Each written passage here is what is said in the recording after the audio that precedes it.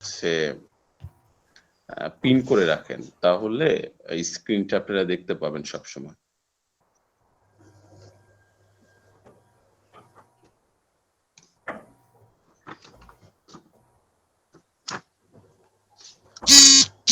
আমি গত ক্লাসের রিভিউটা জানতে চাচ্ছি।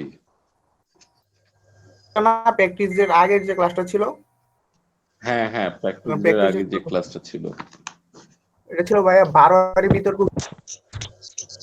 হ্যাঁ, ওখানে আমরা কি নিয়ে কথা বলছি? এখানে ভাই বারোয়ারি বিতর্কের কি কি প্রয়োজন এটা নিয়ে কথা বলছি। বারোয়ারি বিতর্কের দুইটা বিষয়, একটা হচ্ছে সম্পূর্ণ বিষয়, একটা অসম্পূর্ণ বিষয়। এই সম্পূর্ণ অসম্পূর্ণ বিষয় নিয়ে কথা বলছি। তারপর হচ্ছে বারোয়ারি বিতর্কের প্রস্তুতি, কি কি প্রয়োজন, যেমন উপস্থাপনা, আত্মবিশ্বাসের সাথে তথ্য উপাত্ত, যুক্তি, প্রবল কল্পনা শক্তি, সূক্ষ্ম রসবোধ, বিষয় বিশ্লেষণ, স্বাবলম্বী প্রকাশভঙ্গি, সৌন্দর্য শৈলী, আবেগের প্রয়োগ, নাটকীয়তা, ভাষার সাবলীল ব্যবহার। ভেরি গুড, অসংখ্য ধন্যবাদ তুষার, তরিকুল না, তরিকুল, অসংখ্য ধন্যবাদ। আমরা বারোয়ারি বিতর্ক নিয়ে আসলে এই বিষয়গুলো নিয়ে আমরা কথা বলেছি। আমরা আজকে কথা বলবো হচ্ছে সনাতনী বিতর্ক নিয়ে, তাই তো? তো সনাতনী বিতর্ক আমরা কারা কারা করেছি? আছেন এখানে কেউ যে একবার হলেও সনাতনী বিতর্ক করেছেন? হ্যাঁ, আমি করেছি। জি ভাই, বলেন। আমার নাম জান্নাতুল নূর ইথিকা। ইথিকা করেছেন, তাই না? কোন ক্লাসে করেছেন? 6 to 10 4 বছর করেছি স্কুলে। স্কুলে 4 বছর করেছি। 4 বছর আগে, আচ্ছা। আর কেউ করেছেন? জি ভাইয়া, আমি করছি ভাইয়া। নাম কি? মোহাম্মদ কোরবান আলী। কোরবান, হ্যাঁ। কোন ক্লাসে? 7ম শ্রেণী থেকে 10ম শ্রেণী পর্যন্ত করছি ভাইয়া। বাহ, স্কুল লাইফে বিতর্ক তাহলে করেছেন। আপনার বাড়ি কোথায়? দেশের বাড়ি? পঞ্চগড় ভাইয়া। পঞ্চগড়। হ্যালো, জি ভাইয়া, পঞ্চগড়। আপনার দেশের বাড়ি জেলা কোথায়? আমার জেলা পঞ্চগড় ভাইয়া। পঞ্চগড়, বাহ। ন্যাশনাল ডিবেট ফেডারেশন বাংলাদেশের কোনো প্রোগ্রামে এসেছিলেন? না ভাইয়া, যাইনি। আচ্ছা, বুঝতে পেরেছি। ওকে, আর কেউ? আমরা দুইজনকে পেলাম। জি ভাইয়া, আমি করছি। নাম কি? জান্নাতুল ইশরাত জেরিন।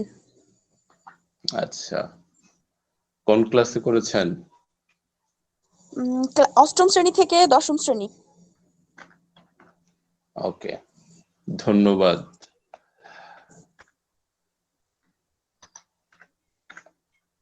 তাহলে আমরা আজকে আলোচনা করব সনাতনী বিতর্ক কি। প্রথমে আমরা এটা জানবো, কে বলবেন সনাতনী বিতর্ক কি?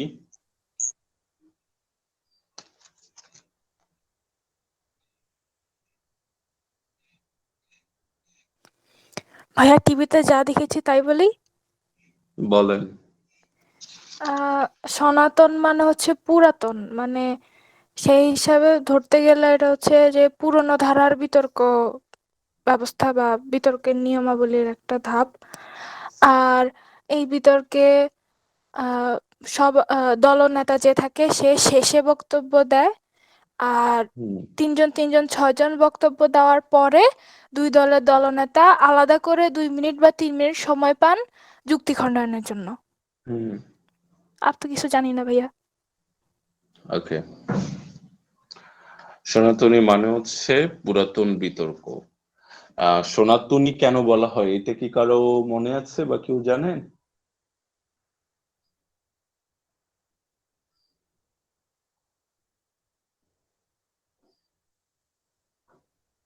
আচ্ছা, সনাতনী ধর্মাবলম্বীর এখানে কেউ আছেন?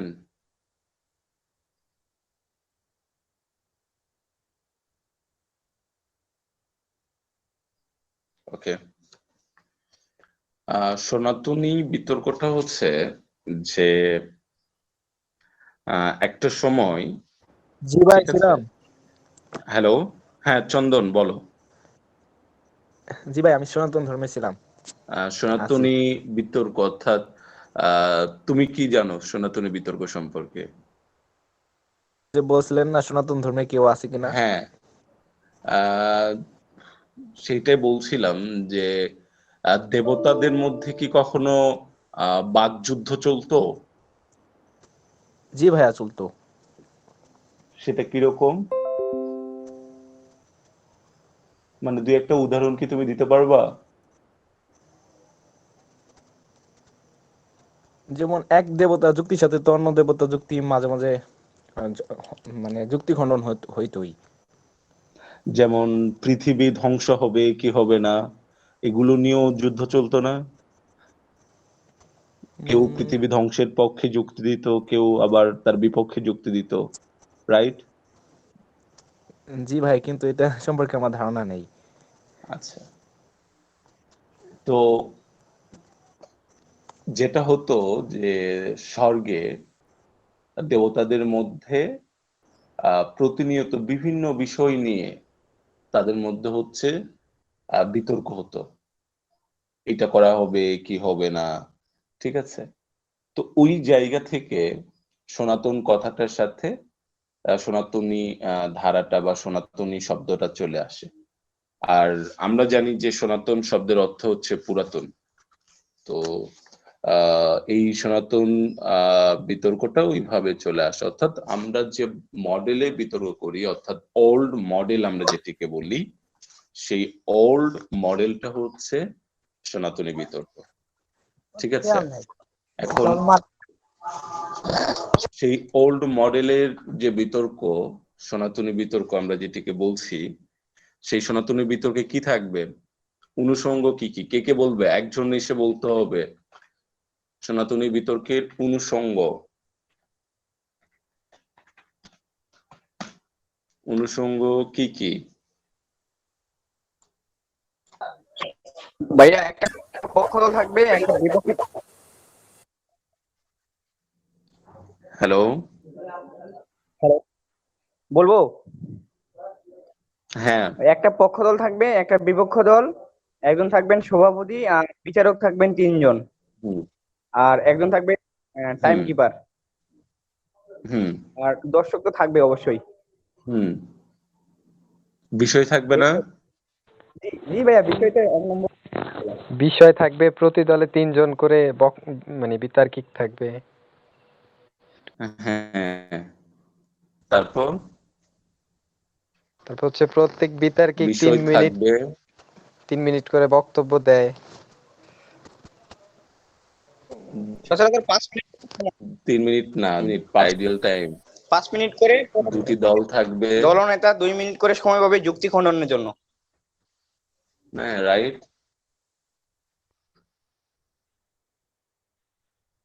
দলগুলোকে আমরা বলবো পক্ষ বিপক্ষ, রাইট? পক্ষ বা বিপক্ষে, বিপক্ষ। তারপর কি থাকবে? সভাপতি থাকবে, রাইট? সভাপতির কাজ কি? বিতর্ক পরিচালনা করা। বিচারক থাকবেন, যিনি বিতর্কে কারা জিতলো কারা হারলো সেটা নির্ধারণ করবে। এরপরে টাইম কিপার থাকবে, ঠিক আছে। টাইম কিপারের কাজ হচ্ছে সময় রক্ষক, অর্থাৎ সময় ব্যাপারে তিনি হচ্ছে ধারণা দিবেন। আর থাকবে হচ্ছে দর্শক, যারা হচ্ছে উৎসাহ দিবে, তাই তো। অর্থাৎ বিষয়, দুটি দল, পক্ষ বা বিপক্ষ, সভাপতি, বিচারক, টাইম কিপার এবং দর্শক, এই 7টি অনুষঙ্গ থাকবে সব সময় বিতর্কের ক্ষেত্রে, ঠিক আছে। এটা আমরা হচ্ছে জানলাম। তাহলে আমরা জানলাম যে হচ্ছে সনাতনী বিতর্কের অনুষঙ্গ কি কি, অর্থাৎ সনাতনী বিতর্ক করতে গেলে আমাদের কি কি দরকার? আমাদের বিষয় দরকার, দুটি দল দরকার, যাদেরকে আমরা পক্ষ বা বিপক্ষ বলবো, একজন সভাপতি দরকার, বিচারক দরকার, সেটা 2 বা 3 জন হতে পারেন, টাইম কিপার দরকার, দর্শক দরকার। ঠিক আছে? তাহলে আমরা এটা জানলাম। তাহলে বিতর্ক করতে কি কি প্রয়োজন হয় আমরা জানলাম। এটা খুব সুন্দর ডিজিটাল হোয়াইট বোর্ডের মতো কাজ করতেছে আমার নোটপ্যাডটা। হ্যাঁ, আপনারা কি খাতা কলম নিয়ে বসেছেন? জি জি ভাইয়া, ভাইয়া। বসেছি। ওকে, আচ্ছা। এরপরে সনাতনী বিতর্কের নিয়ম সম্পর্কে আমরা জানবো। হ্যাঁ, সনাতনী বিতর্কের নিয়ম। সনাতনী বিতর্কের প্রথম নিয়মটা হচ্ছে কি? সনাতনী বিতর্কের প্রথম নিয়মটা হচ্ছে যে দলনেতা সবার পরে বক্তব্য দিবে। এটাই প্রথম নিয়ম। না, প্রথমে পক্ষ দলের দ্বিতীয় বক্তা আসবে, তারপর হ্যাঁ, বিপক্ষ দলের দ্বিতীয় বক্তা আসবে, তারপর হ্যাঁ, তৃতীয়তে আসবে পক্ষ দলের তৃতীয় বক্তা, হ্যাঁ, চতুর্থতে আসবে বিপক্ষ দলের তৃতীয় বক্তা, তারপর পঞ্চমে হুম, আসবে পক্ষ দলের দলনেতা, ষষ্ঠে হুম, আসবে বিপক্ষ দলের দলনেতা।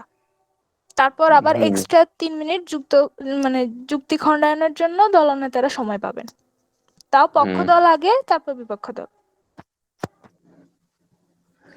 ওকে, ভেরি গুড। অনেকখানি হয়ে গেছে। Thank you. তাহলে আমাদের হচ্ছে প্রথমে আমরা জেনে নিব সনাতনী বিতর্কে একটা বিষয় থাকবে। বিষয়টা হচ্ছে বিভিন্ন রকম হতে পারে, সমাজ সংশ্লিষ্ট যে কোনো বিষয় হতে পারে। তবে অবশ্যই মাথায় রাখতে হবে সেটা নিয়ে যেন হচ্ছে বিতর্ক করা যায়। হ্যাঁ, বিতর্কের বাহিরের কোনো বিষয় নিয়ে আমরা কিন্তু হচ্ছে বিতর্ক করতে পারবো না। একটা সনাতনী বিতর্কের বিষয় কে বলবে?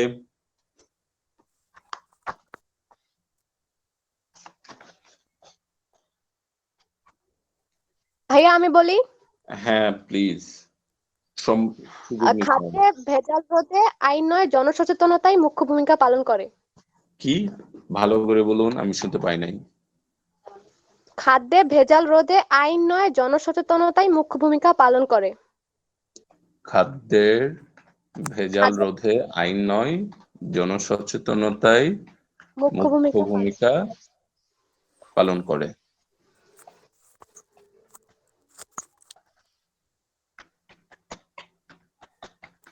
আইন নয় জনসচেতনতাই না? জি ভাইয়া।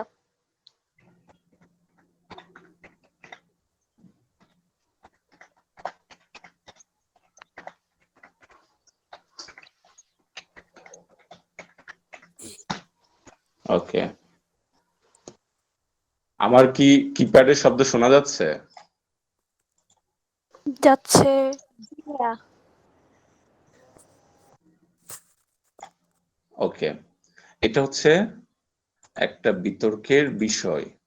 হ্যাঁ, এবং এটা আসলেই আমরা বিতর্ক এটা নিয়ে করতে পারবো।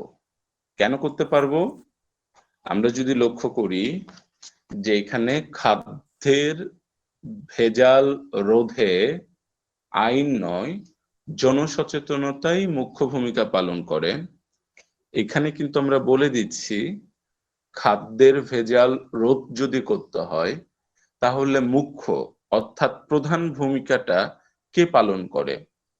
যদি মুখ্য কথাটা বাদ দিয়ে দিই তাহলে আইনও ভূমিকা পালন করে, জনসচেতনতাও ভূমিকা পালন করে। তার মানে হচ্ছে আইনেরও ভূমিকা রয়েছে, জনসচেতনতারও ভূমিকা রয়েছে। কিন্তু ব্যাপারটা হচ্ছে যে মুখ্য ভূমিকাটা আসলে আইন না জনসচেতনতা, এইটা হচ্ছে গুরুত্বপূর্ণ।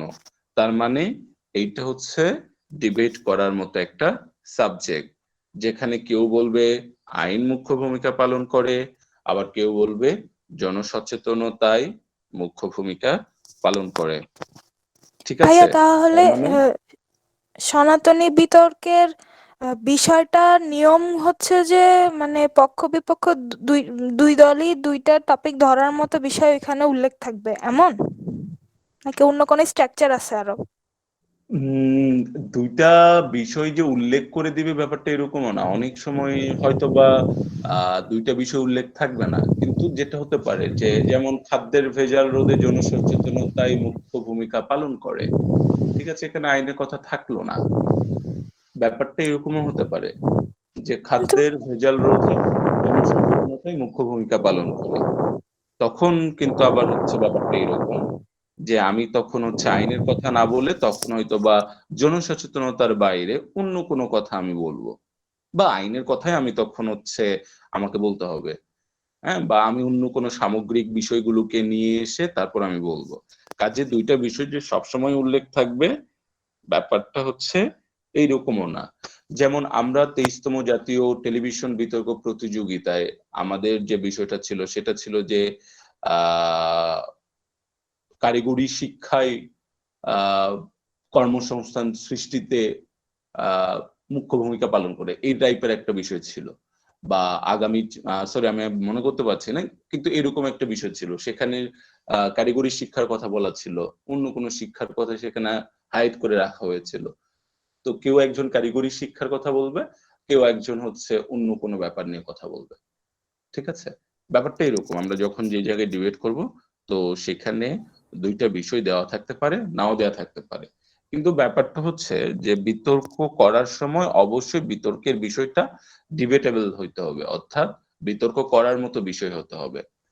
এখন যদি আমি বলি, যেটা আমি অনেক আগেই বলেছিলাম, যে এখন আমি যদি বলি যে আহ এইরকম যে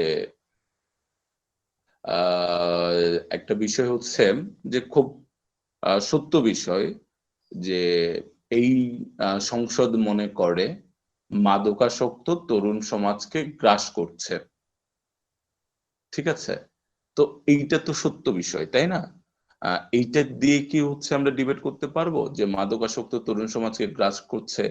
হ্যাঁ, তো এইটা দিয়ে তো মানে এইটা দিয়ে এখানে বিপক্ষ, বারোয়ারি বিতর্ক হবে ঠিকঠাক মতো। হ্যাঁ, এটা বিপক্ষ বারবারই বিতর্ক হবে না, এটা বিপক্ষে তো আসলে বলার কিছু নাই, ঠিক আছে।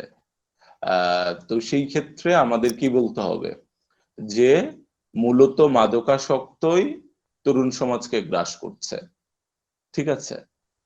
তখন আমরা হচ্ছে আরো বিভিন্ন কিছু নিয়ে আমরা কথা বলতে পারি, তখন ইন্টারনেট আসক্তি আসতে পারে, তখন আরো বিভিন্ন বিষয় আসতে পারে, ঠিক আছে, আমরা অনেকগুলো বিষয় নিয়ে এসে তখন আমরা ডিবেট করতে পারি।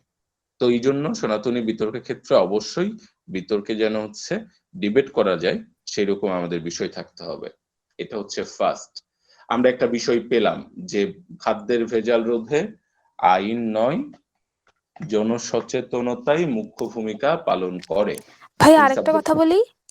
হ্যাঁ, ভাইয়া আমরা তো হচ্ছে পার্টিসিপেন্ট, তো বিতর্কের কি বিষয় হচ্ছে কি হচ্ছে না এটা তো সভাপতি দেখবে বা বিচারক দেখবে।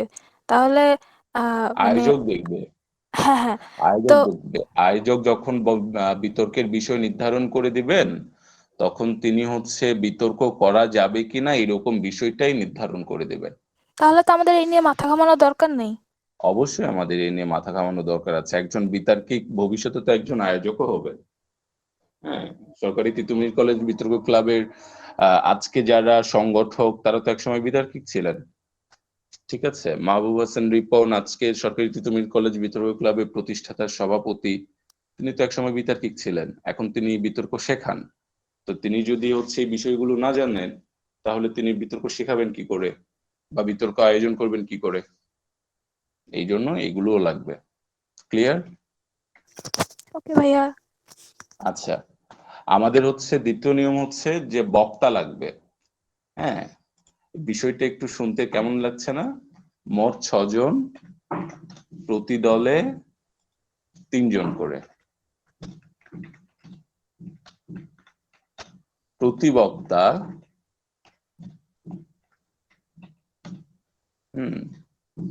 প্রতি বক্তা সাধারণত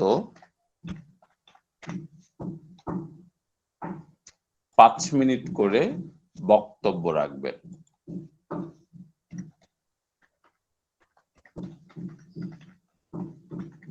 বক্তব্য রাখবেন, ঠিক আছে।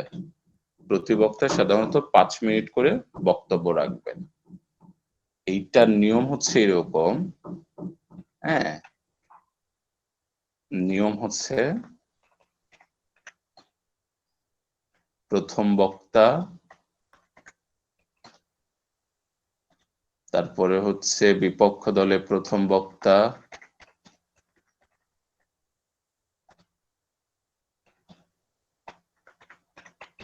তারপর দ্বিতীয় বক্তা,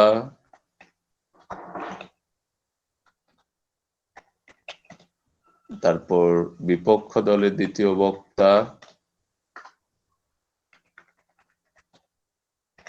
তারপর তৃতীয় বক্তা, দলনেতা, তৃতীয় বক্তা বা দলনেতা, তারপর হচ্ছে বিপক্ষ দলের তৃতীয় বক্তা বা দলনেতা। এরপর হচ্ছে যুক্তি খণ্ডন। যুক্তি খণ্ডন সাধারণত কি হয়? যুক্তি খণ্ডন সাধারণত 2 মিনিটের হয়, সাধারণত 2 মিনিট অথবা 3 মিনিট। বিটিভি 2 মিনিট সময় দেয়, অর্থাৎ জাতীয় টেলিভিশন বিতর্ক প্রতিযোগিতা হয় হচ্ছে সেখানে যুক্তি খণ্ডন হয় 2 মিনিটের। এইটাতে প্রথমে পক্ষ দলের দলনেতা যুক্তি খণ্ডন করে,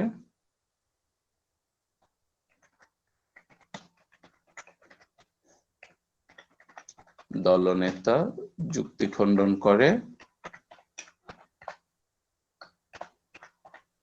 যুক্তি খণ্ডন করে, তারপর বিপক্ষ দলের দলনেতা যুক্তি খণ্ডন করে। দলনেতা যুক্তি খণ্ডন করে, ঠিক আছে? ওকে, তাহলে আমাদের বারোয়ারি বিতর্ক, সনাতনী বিতর্ক করার ক্ষেত্রে আমাদের বক্তা লাগে। প্রতি দলে 6 জন করে প্রতি দলে 3 জন করে বক্তা থাকে, মোট 6 জন বক্তা। তারপরে যেটা হয় যে প্রতি বক্তা সাধারণত 5 মিনিট করে বক্তব্য রাখবেন। এখানে নিয়ম হচ্ছে প্রথম বক্তা অর্থাৎ পক্ষ দলের প্রথম বক্তা প্রথমে বক্তব্য রাখবেন, তারপরে হচ্ছে বিপক্ষ দলের প্রথম বক্তা বক্তব্য রাখেন, তারপরে পক্ষ দলের দ্বিতীয় বক্তা বক্তব্য রাখেন, তারপর বিপক্ষ দলের দ্বিতীয় বক্তা বক্তব্য রাখেন, তারপর পক্ষ দলের তৃতীয় বক্তা বা দলনেতা বক্তব্য রাখেন, তারপরে বিপক্ষ দলের তৃতীয় বক্তা বা দলনেতা বক্তব্য রাখেন। আমরা যখন হচ্ছে সংসদীয় বিতর্ক করব তখন যুক্তি খণ্ডনটা একটু আলাদা। সেখানে আমরা দেখব যে প্রথমে যুক্তি খণ্ডনটা করবে হচ্ছে বিরোধী দলীয় নেতা অর্থাৎ বিপক্ষ দলের দলনেতা যুক্তি খণ্ডন করে, তারপর আমরা দেখব যে পক্ষ দলের দলনেতা সরকার দলের দলনেতা অর্থাৎ পক্ষ দলের দলনেতা যুক্তি খণ্ডন করে।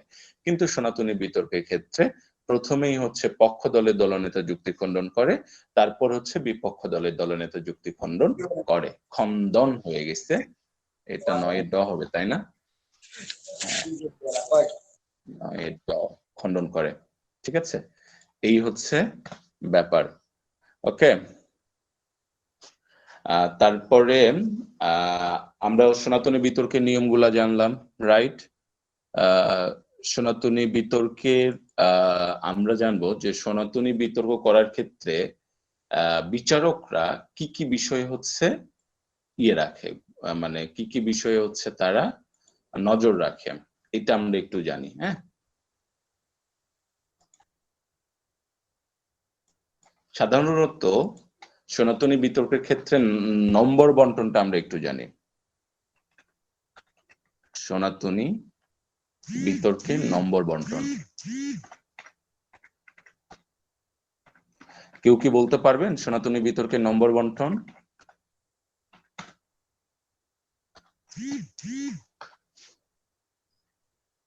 কেউ বলতে পারবেন? সনাতনী বিতর্কে নম্বর বন্টন উচ্চারণ, যুক্তি প্রয়োগ ও খণ্ডন,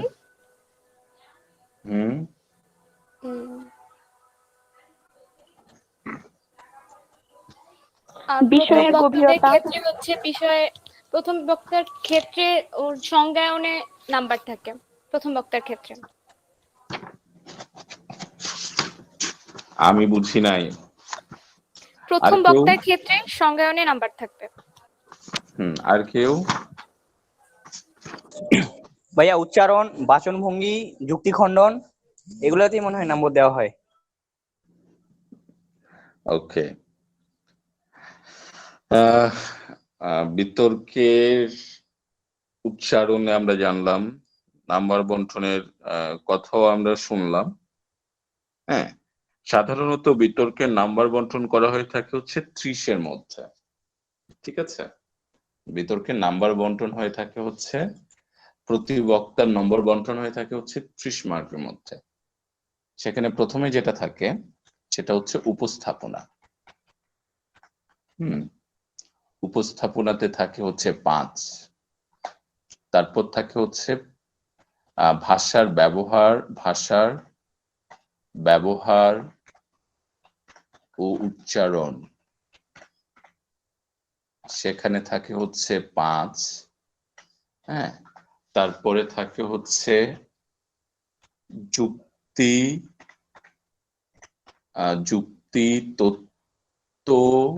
তত্ত্ব অর্থাৎ থিওরি, উপাত্ত। হ্যাঁ, এটার উপরে থাকে হচ্ছে 10। ঠিক আছে, তাহলে কত হলো? 20 নাম্বার হলো, তাই না? এরপরে থাকে হচ্ছে তত্ত্ব উপাত্ত, এটা হচ্ছে 10। যুক্তির ব্যবহার, যুক্তি খণ্ডন ও প্রয়োগ, এইটাতে থাকে হচ্ছে যুক্তি খণ্ডন ও প্রয়োগ, এইটাতে থাকে 10। এটা হচ্ছে সাধারণত, অনেকেই এখানে আরো কিছু যুক্ত করতে পারে। ঠিক আছে, এই মিলে হচ্ছে আমাদের বিতর্কের ব্যবহার উপস্থাপনার ক্ষেত্রে। ঠিক আছে, এটা বুঝেছেন? তার মানে আপনি যখন সনাতনী বিতর্ক করতে যাবেন তখন আপনার উপস্থাপনাটা খুবই গুরুত্বপূর্ণ, ভাষার ব্যবহার এবং উচ্চারণ খুবই গুরুত্বপূর্ণ, তত্ত্ব এবং উপাত্ত, অর্থাৎ তত্ত্ব মানে থিওরি, আপনি যে বিষয়ে কথা বলবেন সেই বিষয়ের উপরে আপনি আসলে কি জানেন সেটা আপনাকে বলতে হবে, এবং হচ্ছে উপাত্ত, অনেকগুলো উদাহরণ আপনাকে দিতে হবে। এই জিনিসগুলো তখন হচ্ছে বিতর্কটাকে সুন্দর করে। ঠিক আছে, এই উদাহরণগুলো যদি আমরা না দিতে পারি তাহলে কিন্তু আবার আপনার বলার ধরন, আপনার কথা বলার ধরন, তারপরে আপনি যে বিষয় যুক্তি দিচ্ছেন সেই যুক্তিগুলো আসলে তখন আর খাটবে না। এই জন্য তত্ত্ব উপাত্তটা দিতে হবে। এরপর হচ্ছে যুক্তি খণ্ডন ও প্রয়োগ, আপনি যুক্তি কিভাবে খণ্ডন করছেন বিরোধী দলের, সেটা আপনি কিভাবে প্রয়োগ করছেন, এই বিষয়গুলোর উপরে হচ্ছে নাম্বার দেওয়া হয়ে থাকে। ঠিক আছে, তো সাধারণত সনাতনী বিতর্কে এই বিষয়গুলো সম্পর্কে আমাদের হচ্ছে নজর দেওয়া হয় এবং এই বিষয়গুলোর উপরে নম্বর বন্টন করা হয়।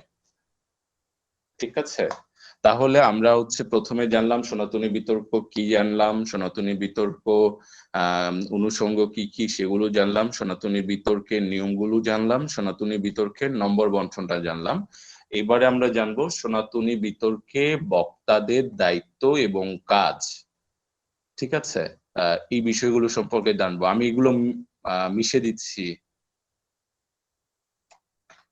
খুব ভালো লাগতেছে অ্যাকচুয়ালি, যে ক্লাসে যেরকম স্যার বলেন যে আমি কিন্তু এগুলো মিশে দিচ্ছি, নোট করা হয়েছে কিনা। ঠিক আছে, এখানে আমার ব্যাপারটাও তাই হয়েছে আর কি। সনাতনী বিতর্কে কি?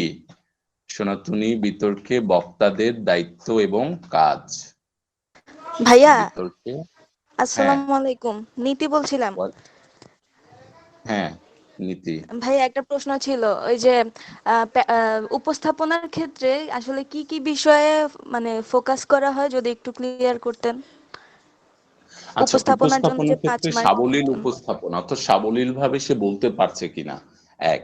2 নম্বর হচ্ছে যে তার বলার মধ্যে কোনো জড়তা আছে কিনা, তার ভাষার ব্যবহার, যেমন ভাষার জন্য আলাদা করে নাম্বার থাকলেও ওখানেও হচ্ছে ভাষার ব্যবহারটা আসলে দেখা হয়।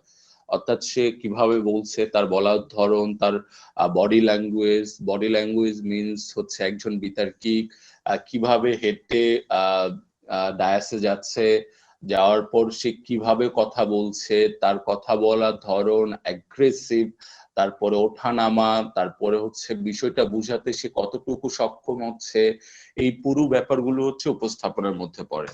হ্যাঁ, জি ভাইয়া, ধন্যবাদ। ওকে, থ্যাংক ইউ।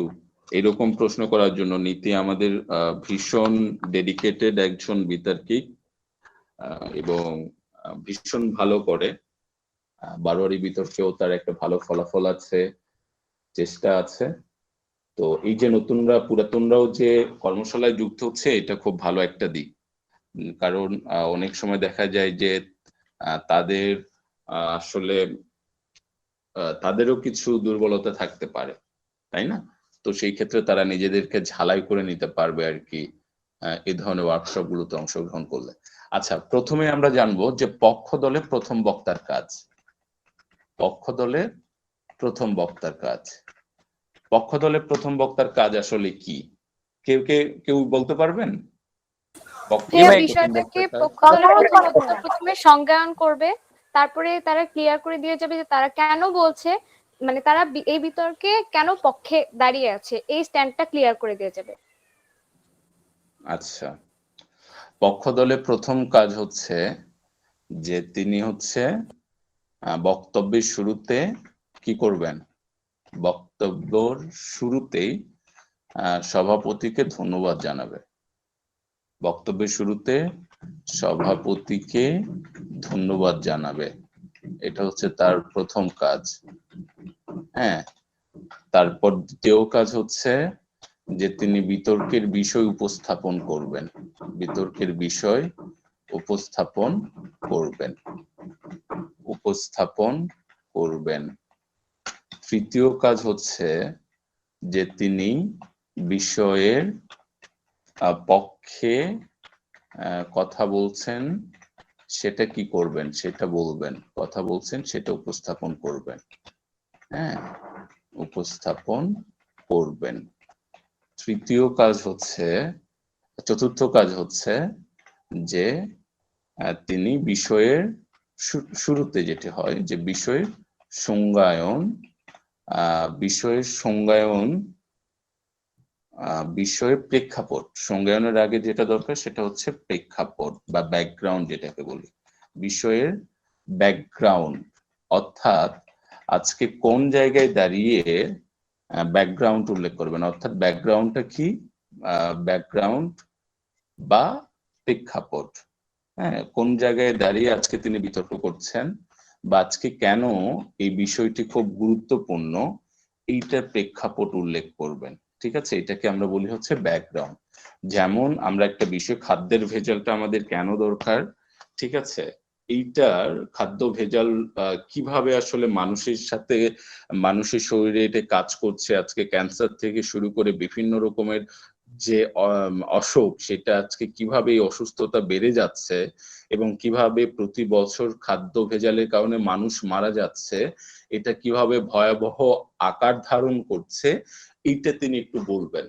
ঠিক এই প্রেক্ষাপটটা যখন তিনি একটু বললেন, তখন বিতর্কটা আজকে কেন এই বিষয় হচ্ছে সেটা একটা গুরুত্বপূর্ণ একটা জায়গায় চলে গেল, সেটা একটা গুরুত্ব পেল। আমরা যে কোনো রচনামূলক প্রশ্ন লেখার সময় যেরকম ভূমিকা লিখি, এটা হচ্ছে সেই রকম। অর্থাৎ বিষয়ের ব্যাকগ্রাউন্ড বা প্রেক্ষাপটটা তিনি উল্লেখ করলেন যে দেখেন মাননীয় সভাপতি, আজকে আমরা যে বিষয়টি নিয়ে আসলে বিতর্ক করছি, এই বিষয়টির একটা প্রেক্ষাপট রয়েছে। বাংলাদেশে প্রতি বছর খাদ্য ভেজালে এতজন মানুষ মারা যায় এবং প্রতি বছর খাদ্য ভেজালের কারণে ক্যান্সার থেকে শুরু করে অনেক মহামারী মহামারী অসুখের সম্মুখীন হতে হয়। কাজে তৃতীয় বিশ্বের একটি উন্নয়নশীল দেশে খাদ্য ভেজাল এই আকারে যদি মারাত্মক আকার ধারণ করে, তাহলে মানুষের মৌলিক যে চাহিদা স্বাস্থ্য, সেই স্বাস্থ্যটা মারাত্মকভাবে বিঘ্নিত হয়। ঠিক সেই প্রেক্ষাপটে দাঁড়িয়ে আজকে আমরা যে বিষয়টি নিয়ে কথা বলার জন্য এই মঞ্চে উপস্থিত হয়েছি, সেটি হচ্ছে যে খাদ্যের ভেজাল রোধে আইন নয়, জনসচেতনতাই মুখ্য ভূমিকা পালন করে। আমরা এই বিষয়ের পক্ষে কথা বলছি মাননীয় সভাপতি। মাননীয় সভাপতি, আমরা লক্ষ্য করি আমরা এইভাবে তখন আমরা হচ্ছে শুরু করতে পারি। ঠিক আছে, যখন আমরা এইভাবে শুরু করব তখন কি হবে, তখন আমি যে বিষয়টা নিয়ে আসলে কথা বলতে চাই সেটা সকলে তখন জানতে পারলো, আর তার গুরুত্বটা সকলে তখন অনুধাবন করলো, এবং আমি যখন ওই বিষয়টা নিয়ে পরবর্তীতে কথা বলবো তখন সবাই তখন হচ্ছে এই বিষয়টার উপরে গুরুত্ব আরোপ করতে পারবে। বিষয়ের ব্যাকগ্রাউন্ড বা প্রেক্ষাপটটা উল্লেখ করতে হবে। তারপরে আমরা কি করব, প্রথম বক্তার তারপরে কাজ হচ্ছে সংজ্ঞায়ন করবেন। হ্যাঁ, প্রথম বক্তা কি করবেন, সংজ্ঞায়ন করবেন। সংজ্ঞায়ন করবেন, প্রথম বক্তা সংজ্ঞায়ন করবেন। ঠিক আছে, এটাকে আমরা অনেক সময় বলি যে সংজ্ঞায়ন করা, বা হচ্ছে এইটাকে যেটা সংজ্ঞায়ন করাই আমরা বলি, যে সংজ্ঞায়ন করবেন বলতে আসলে সংজ্ঞায়নটা তো মনে হয় এভাবে হবে না। বাংলা বানান ভুল না ধরি, কারণ আমি অভ্র দিয়ে লিখছি এবং সাথে সাথে লিখছি, কাজে যেটা হচ্ছে যে একটু সহনশীল হতে হবে আমার জন্য, কারণ আমি আপনাদের বোঝানোর জন্য আসলে লিখছি। ঠিক আছে, সংজ্ঞায়নটা এইভাবে হবে, তাই তো? আচ্ছা, জি জি ভাই। সংজ্ঞায়ন করবেন। ঠিক আছে, তো সেটা আরেকটা আমরা বলি, সেটা হচ্ছে যে সংজ্ঞায়ন, এটা আমরা হচ্ছে সাধারণত বিতর্কের ক্ষেত্রে আমরা সংজ্ঞায়নই করব। ঠিক আছে, তো সংজ্ঞায়ন করার ক্ষেত্রে আমরা কি করব, উপরের বিষয় কি কি বিষয়ে উপরে যে সংজ্ঞায়ন, মানে উপরে আমরা যে বিষয়টা দিয়েছি এইখানে সাধারণত কি কি বিষয় হচ্ছে নজর রাখা হয়?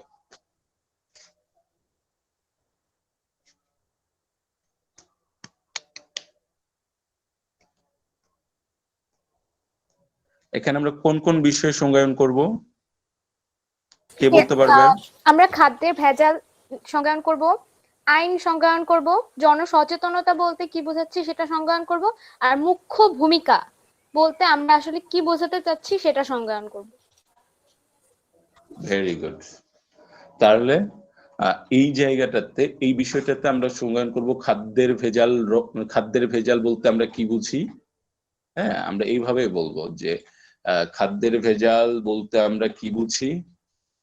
হ্যাঁ, খাদ্যের ভেজাল বলতে আমরা আসলে কি বুঝি, আমরা কি বুঝি সেটা আমরা বলবো।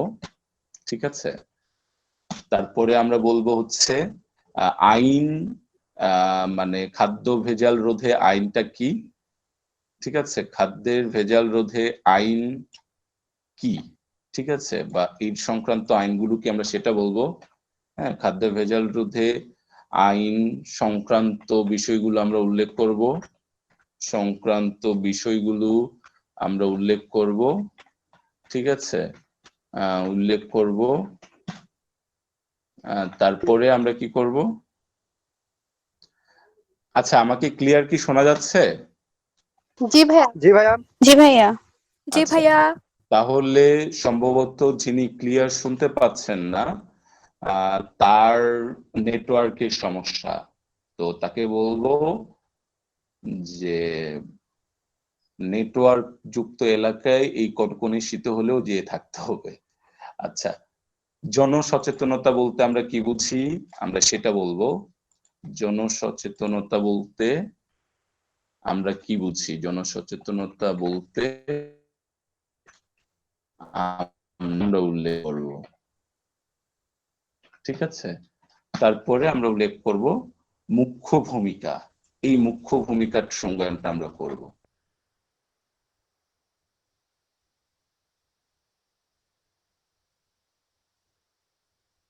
এবং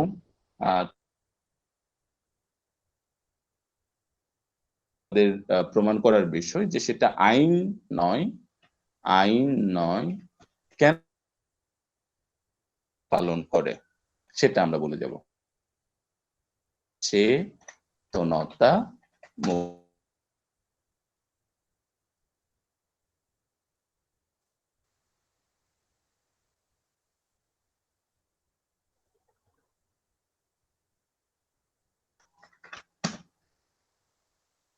ভূমিকা পালন করে। তাহলে আমরা কি করলাম, আমরা হচ্ছে সংজ্ঞায়ন করব। যেমন উপরে বিষয়টাতে আমরা সংজ্ঞায়ন করলাম হচ্ছে, উপরে বিষয়টাতে আমরা সংজ্ঞায়ন করলাম যে আচ্ছা ওইটা কেটে গেছে তাই না, খাদ্য ভেজাল রোধে আইন নয় জনসচেতনতায় মুখ্য ভূমিকা পালন করে। এই বিষয়ে আমরা হচ্ছে কি কি বিষয় সংজ্ঞায়ন করলাম, খাদ্যের ভেজাল বলতে আমরা কি বুঝি, প্রথম বক্তা হিসেবে আমি সেটা সংজ্ঞায়ন করব। তারপর খাদ্যের ভেজাল রোধে আইন সংক্রান্ত বিষয়গুলো আমি আসলে উল্লেখ করব। তারপর জনসচেতনতা বলতে আমরা কি বুঝি সেটা উল্লেখ করব, এবং একই সাথে আমরা উল্লেখ করব যে মুখ্য ভূমিকা বলতে আমরা কি বুঝি, এবং সেই ক্ষেত্রে আইন নয় জনসচেতনতায় কেন মুখ্য ভূমিকা পালন করে আমরা সেটা উল্লেখ করব। ক্লিয়ার? এটা গেল হচ্ছে সংজ্ঞায়ন। এরপরে আমাদের কাজ হচ্ছে, মানে এরপরে আমাদের কাজ হচ্ছে যিনি প্রথম বক্তা তিনি হচ্ছেন ওই 7 নম্বর বিষয়টাই তিনি হচ্ছেন বলবেন, অর্থাৎ 7 নম্বর, এইটাই আমরা 7 নম্বর দিই যে তিনি কি করবেন, তিনি পক্ষে কেন পক্ষে বলছেন, কেন পক্ষে বলছেন তার একটি সামগ্রিক ধারণা দিবেন, তার একটি সামগ্রিক কি দিবেন, ধারণা দিবেন, তার একটি সামগ্রিক ধারণা দিবেন। এই যে যেমন আইন নয় কেন জনসচেতনতা মুখ্য ভূমিকা পালন করে, এই বিষয়ে তিনি সামগ্রিকভাবে বলে যাবেন যে মাননীয় স্পিকার, মাননীয় সভাপতি, দেখুন আমরা লক্ষ্য করি যে আমাদের দেশে শত শত আইন রয়েছে, কিন্তু এই আইন সম্পর্কে আমরা কি আসলেই জানি? আমরা কতগুলো আইন সম্পর্কে জানি? আমাদের দেশে প্রায় 2000-এর অধিক আইন রয়েছে মাননীয় সভাপতি। আমরা মানুষ হিসেবে কতগুলো আইন সম্পর্কে জানি?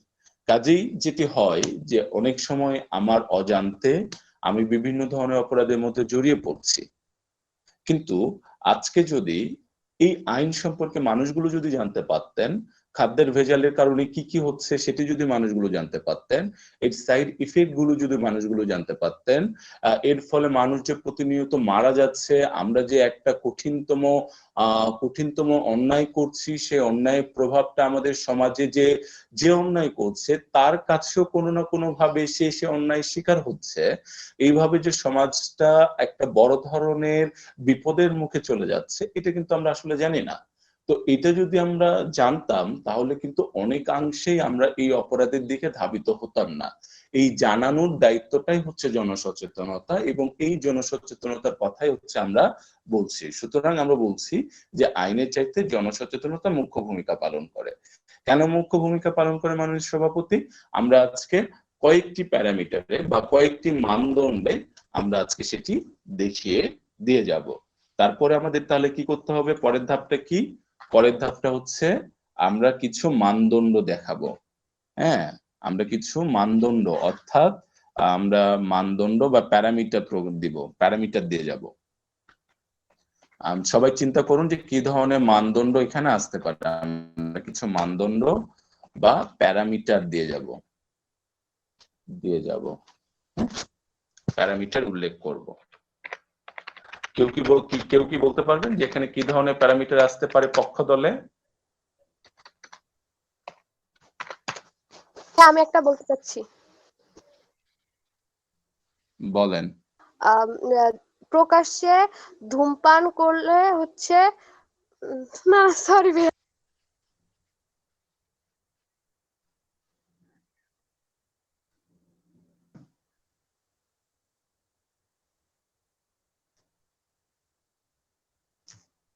কিছু ল উল্লেখ করব, ওকে, মানে কোন ল কত সালে কত কি আইন পাশ হয়েছে এই টাইপের কিছু উল্লেখ করব। আচ্ছা এখানে এটার পক্ষে বলতে গেলে আমরা কি কি বলতে পারি এটা বলেন তো, যে কেন আজকে জনসচেতনতা মুখ্য ভূমিকা পালন করে?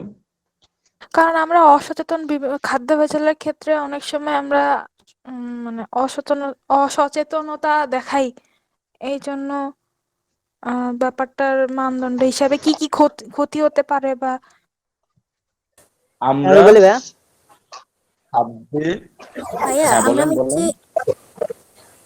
ভাইয়া আমি বলি আমরা হ্যাঁ বলেন। ভাইয়া, যেমন দেশে তো অনেক ধরনের হ্যাঁ নাম সহ। আইনত আলামিন সর্দার। হ্যালো, ব্যাপারটা হচ্ছে আমি কি করব না করব সেটা সবার আগে আমি কি খাবো, ভেজাল খাচ্ছি না ভালো খাচ্ছি, সেটা তো আমি আগে নিজে যাচাই করে যদি খাই তাহলে খাদ্যে ভেজালটা বা গুছিয়ে বলতে সমস্যা হচ্ছে।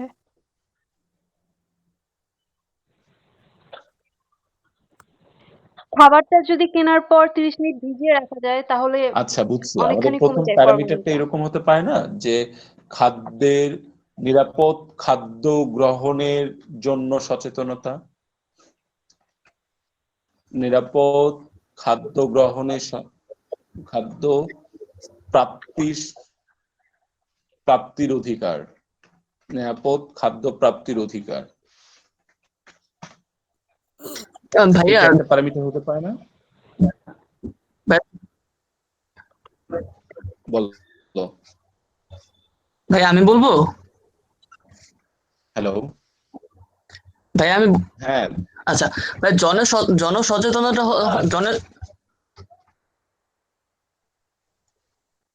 জনসচেতনতা হচ্ছে সামাজিক তৈরি একটা নিরপেক্ষ প্যারামিটার।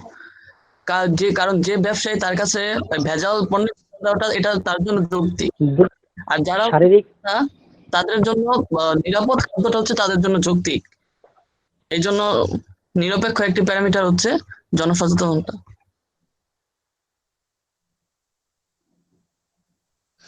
তুমি তো ভাই জনসচেতনতার পক্ষে বলবা, তো কেন আইনের চাইতে জনসচেতনতা মুখ্য ভূমিকা পালন করে সেটা তুমি হচ্ছে কয়েকটা মানদণ্ড উল্লেখ করে বলবা, তাহলে সেই মানদণ্ড বা প্যারামিটারটা কি? যেমন নিরাপদ খাদ্য প্রাপ্তির অধিকার। এখন নিরাপদ খাদ্য প্রাপ্তির অধিকারটা যদি নিশ্চিত করতে যায় তাহলে সেই ক্ষেত্রে আমার কি ধরনের ভূমিকা বেশি পালন করতে পারে, আইন না জনসচেতনতা? আমি যদি জানি যে এই খাদ্যে ভেজাল আছে তাহলে আমি তো সেই খাদ্যটা আমি নিব না, ঠিক আছে? অর্থাৎ আমার একটা অধিকার হচ্ছে আমার নিরাপদ খাদ্য প্রাপ্তির অধিকার। এখন এই নিরাপদ খাদ্য প্রাপ্তির অধিকারের ক্ষেত্রে আমি দেখবো কিনা যে আমি যে খাবারটা নিচ্ছি সেটার এক্সপায়ার ডেট আছে কিনা, ঠিক আছে? সেইটা আসলে একটা আমাদের যারা খাদ্য যারা হচ্ছে সেটার অনুমোদন দিয়ে থাকেন তাদের অনুমোদন সিল আছে কিনা সেগুলো তো আমি দেখে নিব, তাই না? তো আমি যদি এগুলো হচ্ছে দেখে শুনে নিই তাহলে তো আমি অনেকাংশে নিজেই নিরাপদ খাদ্য প্রাপ্তির অধিকারটা আমার পূরণ করে নিতে পারছি। সচেতনতার জন্য আইনের চাইতে আমি নিজে যদি সচেতন থাকি তাহলে সেটা কিন্তু আমি করতে পারছি। তো এটা হচ্ছে একটা পয়েন্ট যে নিরাপদ খাদ্য প্রাপ্তিতে আইন নয় জনসচেতনতা কিভাবে মুখ্য ভূমিকা পালন করে। এইভাবে আমরা আরো 2 থেকে আমরা ভাইয়া বলবো আরেকটা যে এখানে আইন নয় ভূমিকা পালন করে। ভাইয়া বাসায় সবজি চাষ করা যেতে পারে, নিজেদের খাদ্য নিজেরা চাষ করে খাওয়া যেতে পারে, তাহলে এটা ভেজাল বুঝি নাই। করি আমরা বাসায় ঘরোয়া ভাবে সেটা খাই। আমি একটা বলে ভাই আমি একটা বলি ভাই, হ্যালো পার্টিকুলার বললে আমি আসলে কথা বলতে পারছি না। খাদ্যে ভেজালটা আসলে তো একটা অপরাধ, তাই হ্যাঁ। না? কিন্তু হ্যাঁ, এই ভেজাল যেহেতু একটা অপরাধ, কোন অপরাধ তো আইন বা জনসচেতনতা এগুলা দিয়ে নিঃশেষ করা যায় না, যতক্ষণ পর্যন্ত একটা মানুষের ভিতরে নৈতিকতার পরিবর্তন না আসতেছে, তাই না? একটা মানুষের ভিতর থেকে মানে যে ব্যবসায়ী, খাদ্যের ব্যবসায়ী, সে যতক্ষণ পর্যন্ত নৈতিকতার দিক থেকে ঠিক না হবে, ততক্ষণ পর্যন্ত তো সে তার পণ্যটা ভোক্তা পর্যন্ত সঠিক পৌঁছাবে না। তিনি যেহেতু যদি সঠিক পণ্যটা দেয়, আমরা যারা ভোক্তা তারাও ভাই সঠিক পণ্যটা নিতে পারবো। ভাই বলছি পক্ষ দলের প্রথম বক্তার দায়িত্ব সম্পর্ক নিয়ে, ঠিক আছে? তো আমাদের বিষয়টা হচ্ছে যে ভূমিকা পালন করে, তার মানে পক্ষ দল জনসচেতনতা নিয়ে কথা বলবে। তো জনসচেতনতা নিয়ে যদি পক্ষ দল কথা বলতে যায়, তাহলে সে কি ধরনের মানদণ্ড দিতে পারে বা দিতে পারে যার আলোকে সে হচ্ছে কথা বলবে? আমরা বাসায় সবজি চাষ করতে পারি। আমি কি হ্যাঁ বুঝাতে ভাইয়া, বুঝতে পারছি? পারছি। ভাই আমাদের হচ্ছে খাদ্য ভেজালের ফলে কি কি ইফেক্ট আমাদের পড়তে পারে সেটা সম্পর্কে জানতে হবে আগে। কারণ হচ্ছে আমরা অনেক সময় জানি এটা ভেজাল আছে, তারপর আমরা এটা খেয়ে থাকি। Very good. অনেক সময় খেয়ে থাকি অসচেতনের কারণে আমরা খাই। যদি খাদ্য ভেজালের অপকারিতা, ক্ষতিকারক। তাই তো? হ্যাঁ হ্যাঁ বা এটাকে হ্যাঁ ভাইয়া, সেটা জানতে। খাদ্য ভেজালের কুফল বলা যেতে পারে। হ্যাঁ ভাইয়া, সেটা আমাদের জানতে ক্ষতিকারক হবে। দিক, এক্স্যাক্টলি। আমরা অনেক সময় সৃজন ছাড়া অনেক ফল খেতে হ্যাঁ, খাদ্য ভেজালের অপকারিতা আসলে আমরা জানি না, এটা আসলে আমাদের আর কি সচেতনার কারণ। ভাইয়া,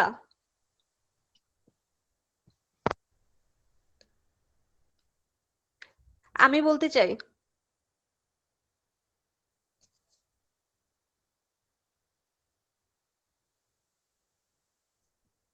হ্যালো,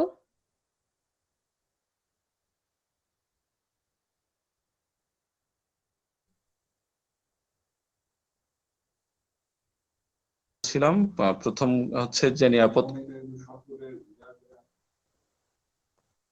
নিরাপদ খাদ্য প্রাপ্তির অধিকার, 2 হচ্ছে খাদ্য ভেজালের ক্ষতিকারক দিক।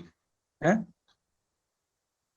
এইটা নিয়ে আমরা হচ্ছে কথা বলবো, অর্থাৎ খাদ্য ভেজালের ক্ষতিকারক দিক সম্পর্কে সচেতনতা।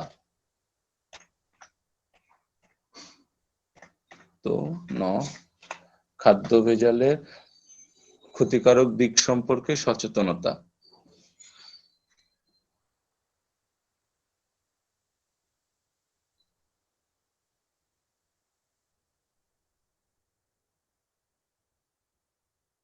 ভাই আপনার কথা বোঝা যায় না। আমাকে শোনা যায়? হ্যালো, জি ভাইয়া, শোনা যাচ্ছে।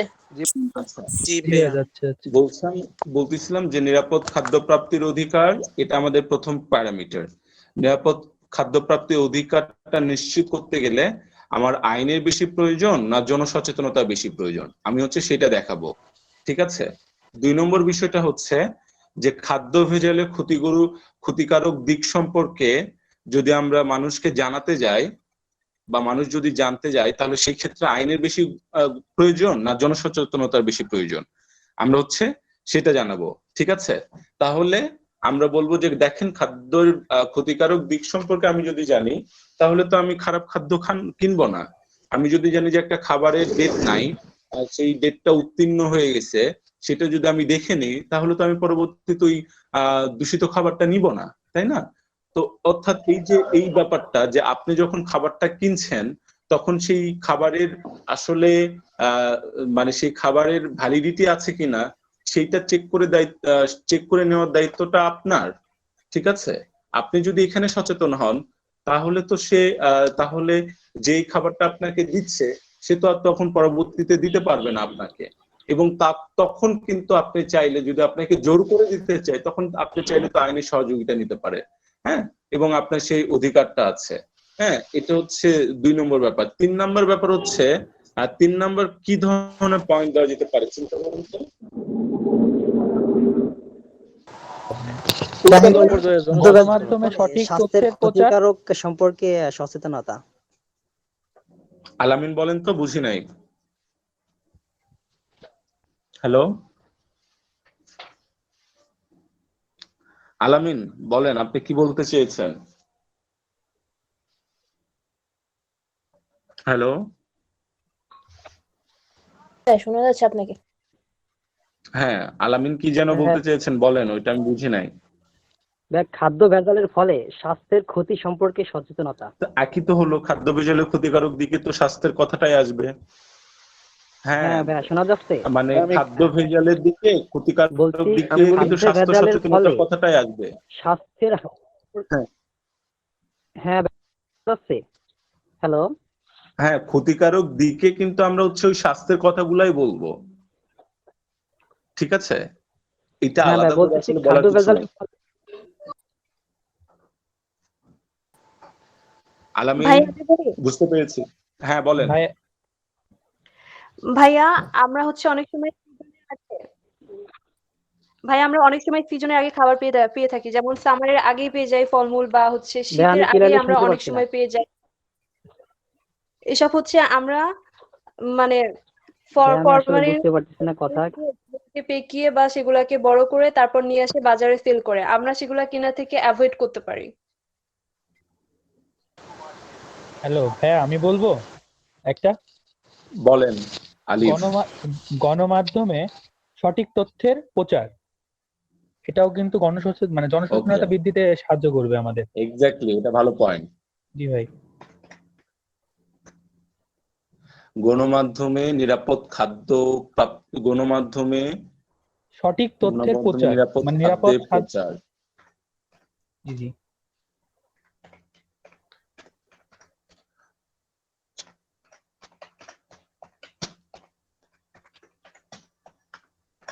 বা ভেজাল বিরোধী আইনের প্রচার। অচার লিখছি, ভেজাল বিরোধী আইনের প্রচার। হ্যাঁ, ভেজাল বিরোধী আইন সমূহ এক কথায় জনসচেতনতা বৃদ্ধি বললে ভালো হয় না? হ্যাঁ, জনসচেতনতা বৃদ্ধিও আমরা বলতে পারি। হ্যাঁ, ওইটা এক কথায় চলে আসে আর কি বিষয়গুলো। ভাই আরেকটা হতে পারে মাঠ পর্যায়ে। হ্যাঁ, মাঠ পর্যায়ে কথা কি যেন বলছিল, বলেন বলেন। জি ভাই, আমি বলছিলাম ভাই, বলছিলাম কি চন্দন মন্ডল বলছি। হ্যাঁ, বলছি কি ভাই, উৎপাদন পর্যায়ে বা মাঠ পর্যায়ে জনসচেতনতাই। উৎপাদন বা মাঠ পর্যায়ে জনসচেতনতা। হ্যাঁ, উৎপাদন বা মাঠ পর্যায়ে জনসচেতনতা। হ্যাঁ, উৎপাদন লিখলে তো বা মাঠ পর্যায়ে লেখা যাবে না। উৎপাদন একটা জায়গা, মাঠ পর্যায়ে আরেকটা জায়গা। উৎপাদন ও মাঠ পর্যায়ে লেখা যায়। উৎপাদন ও মাঠ পর্যায়ে জনসচেতনতা। জি জি।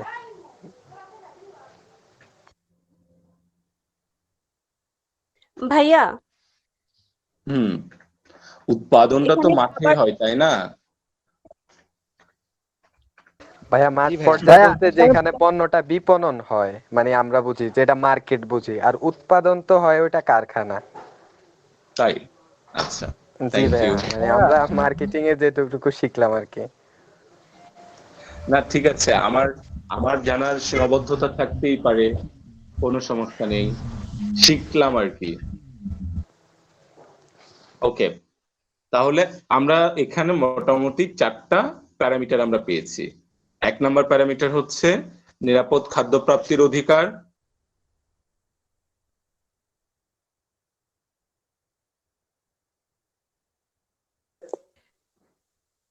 ভাইয়া আপনাকে শোনা যাচ্ছে না। ভাইয়া মিউট হয়ে আছেন। আচ্ছা, আমরা হচ্ছে 4টা প্যারামিটার আমরা হচ্ছে পেয়েছি। 1 নম্বর প্যারামিটার হচ্ছে নিরাপদ খাদ্য প্রাপ্তির অধিকার। 2 নম্বর প্যারামিটারটা হচ্ছে খাদ্য ভেজালের ক্ষতিকারক দিক সম্পর্কে জনসচেতনতা। 3 নম্বর হচ্ছে গণমাধ্যমে নিরাপদ খাদ্যের প্রচার বা ভেজাল বিরোধী আইন সমূহের প্রচার। 4 নম্বর হচ্ছে উৎপাদন ও মাঠ পর্যায়ে জনসচেতনতা। এই 4টা বিষয় আমরা বলবো যে এই 4টা বিষয় যদি আমরা দেখায় যেতে পারি, যে এখানে এই 4টা বিষয় যদি আমরা মানুষের মধ্যে সচেতনতা তৈরি করতে পারি, তাহলে আইনের চাইতে এই যে সচেতনতা তৈরি হবে, এই সচেতনতায় খাদ্যের ভেজাল রোধ করতে সক্ষম হবে। ঠিক আছে, এরপরে আমাদের যিনি বক্তা তার হচ্ছে 9 নম্বর কাজ হচ্ছে কি হতে পারে? 9 নম্বর কাজ দায়িত্ব বন্টন। ঠিক আছে, অর্থাৎ প্রথম বক্তার 9 নম্বর যে কাজ সেটা হচ্ছে দায়িত্ব বন্টন। সে হচ্ছে দায়িত্ব বন্টন করে দিয়ে যাবে। হ্যাঁ, দায়িত্ব বন্টন, দায়িত্ব বন্টন, দায়িত্ব বন্টন। অর্থাৎ সে বলে যাবে তার দ্বিতীয় বক্তা এসে কি বলবে, তৃতীয় বক্তা এসে কি বলবে। সে যেমন বলবে যে প্রথম বক্তা হিসেবে আমি বলে যাব নিরাপদ খাদ্য প্রাপ্তির অধিকারের ক্ষেত্রে জনসচেতনতা কিভাবে কাজ করে। আমার দলের দ্বিতীয় বক্তা এসে বলে যাবে খাদ্য ভেজালে ক্ষতিকারক দিক সম্পর্কে জনসচেতনতা কিভাবে কাজ করে। এবং তৃতীয় বক্তা এবং গণমাধ্যম ও নিরাপদ খাদ্যের প্রচার বা ভেজাল বিরোধী আইন সমূহের প্রচারের ক্ষেত্রে কিভাবে জনসচেতনতা কাজ করে এটি দ্বিতীয় বক্তা বলে যাবেন। এবং আমার দলের দলনেতা এসে তিনি বলে যাবেন উৎপাদন ও মাঠ পর্যায়ে জনসচেতনতা সম্পর্কে বলে যাবেন।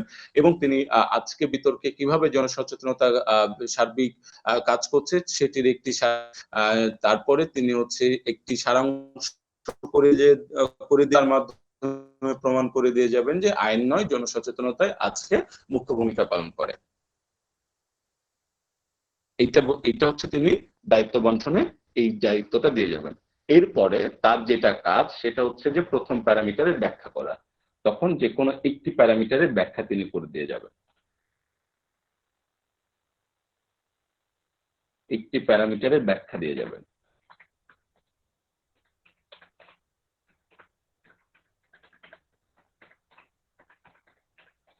একটি প্যারামিটারের ব্যাখ্যা দিয়ে যাবেন। হ্যাঁ,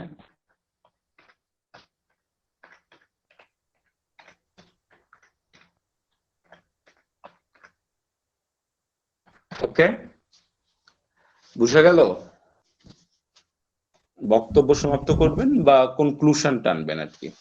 হ্যাঁ, যে অর্থাৎ মাননীয় সভাপতি আইনের চাইতে যে জনসচেতনতায় মুখ্য ভূমিকা পালন করে, আশা করি এই বিষয়ে কারো কোনো সন্দেহ নেই। ধন্যবাদ মাননীয় সভাপতি, ধন্যবাদ সকলকে। এই বলে তিনি হচ্ছে তার বক্তব্যটা শেষ করলেন। তাহলে আমরা একটু যাই যে প্রথম বক্তার কাজ কি। প্রথম বক্তার প্রথম কাজ হচ্ছে যে বক্তব্যের শুরুতে সভাপতিকে ধন্যবাদ জানাবে। দ্বিতীয় কাজ হচ্ছে বিতর্কের বিষয় উপস্থাপন করবে। তৃতীয় কাজ হচ্ছে বিষয়ের পক্ষে কথা বলছেন সেটা উপস্থাপন করবেন। বিষয়ের ব্যাকগ্রাউন্ড বা প্রেক্ষাপট উল্লেখ করবেন। ব্যাকগ্রাউন্ড বা প্রেক্ষাপট হচ্ছে যে বিষয়ে কথা বলবেন সেই বিষয়ের প্রয়োজনীয়তা সম্পর্কে একটু উল্লেখ করে নিলেন, সেটা হচ্ছে বিষয়ের ব্যাকগ্রাউন্ড বা প্রেক্ষাপট। তারপরে হচ্ছে তিনি সংজ্ঞায়ন করবেন। যেমন আজকের বিষয়ে সংজ্ঞায়ন করার ক্ষেত্রে একটি বিষয় নির্দিষ্ট বিষয়ে কি কি গুরুত্বপূর্ণ শব্দগুলো রয়েছে সেই শব্দগুলো তিনি আগে উল্লেখ করবেন। যেমন আজকে বিতর্কের বিষয়ে খাদ্যের ভেজাল রোধে আইন এবং জনসচেতনতা এই এবং মুখ্য ভূমিকা, এই চারটি শব্দ প্রবঞ্চগুলো ব্যাখ্যা করার সংজ্ঞায়ন করার দাবি রাখে। কাজে আমি সংজ্ঞায়ন করে যাচ্ছি। খাদ্যের ভেজাল বলতে আমরা কি বুঝি সেটা সংজ্ঞায়ন করলো। খাদ্যের ভেজাল রোধে আইন সংক্রান্ত বিষয়গুলো কি কি সেটা উল্লেখ করলো। জনসচেতনতা বলতে আমরা কি বুঝি সেটা উল্লেখ করলো। মুখ্য ভূমিকা বলতে আসলে আমরা কি বুঝাচ্ছি সেটা সে উল্লেখ করলো। এরপরে সে বলবে যে কেন আজকে পক্ষে বলছেন তার একটি সামগ্রিক ধারণা দিবেন, সেটা 1 মিনিটের মধ্যে। যে লক্ষ্য করুন যে আজকের দুনিয়ায় আজকে আমরা দেখতে পাচ্ছি আইনের চাইতে জনসচেতনতা কিভাবে মুখ্য ভূমিকা পালন করে, সেই বিষয়টা তিনি বলে গেলেন। তারপরে কিছু মানদণ্ড বা প্যারামিটার উল্লেখ করবেন, যে এরকম আমরা এখানে আলোচনার মাধ্যমে কয়েকটা প্যারামিটার আমরা নিয়ে এসেছি। সেটা হচ্ছে নিরাপদ খাদ্য প্রাপ্তির অধিকার, খাদ্য ভেজালে ক্ষতিকারক দিক সম্পর্কে জনসচেতনতা, গণমাধ্যমে নিরাপদ খাদ্যের প্রচার বা ভেজাল বিরোধী আইন সময়ের জনসচেতনতা, উৎপাদন ও মাঠ পর্যায়ে জনসচেতনতা, এগুলো তিনি উল্লেখ করলেন। তারপরে দায়িত্ব হচ্ছে দায়িত্ব বন্টন করে দিয়ে যাবেন। কার কি দায়িত্ব প্রথম বক্তা সেটি উল্লেখ করে দিয়ে যাবেন, তাহলে সেটার একটা ভালো দিক থাকে, হ্যাঁ, সেটা ক্লিয়ার হয়ে যায়। তারপর একটি প্যারামিটার ব্যাখ্যা দিয়ে যাবেন এবং তারপরে তিনি হচ্ছে কনক্লুশন বা সমাপ্ত করবেন বক্তব্য। ঠিক আছে, এটা হচ্ছে প্রথম বক্তার কাজ, পক্ষ দলের প্রথম বক্তার কাজ। তাহলে আমরা জানবো বিপক্ষ দলের প্রথম বক্তার কাজ কি। বিপক্ষ দলের প্রথম বক্তার কাজ আমরা জানবো। আমরা প্রথমে জানলাম পক্ষ দলের প্রথম বক্তার কাজ, এবারে আমরা জানবো বিপক্ষ দলের প্রথম বক্তার কাজ। বিপক্ষ দলের প্রথম বক্তা কি করবেন? বিপক্ষ দলের প্রথম বক্তা বক্তব্যের শুরুতে সভাপতিকে ধন্যবাদ জানাবে, ঠিক আছে? বিতর্কের বিষয় তিনি উপস্থাপন করবেন, ঠিক আছে? বিষয়ের বিপক্ষে কথা বলার আগে তার একটা কাজ আছে, 3 নাম্বার যে কাজ, সেটা হচ্ছে যে পক্ষ দলের প্রথম বক্তার বক্তব্যের যুক্তি খণ্ডন করবেন,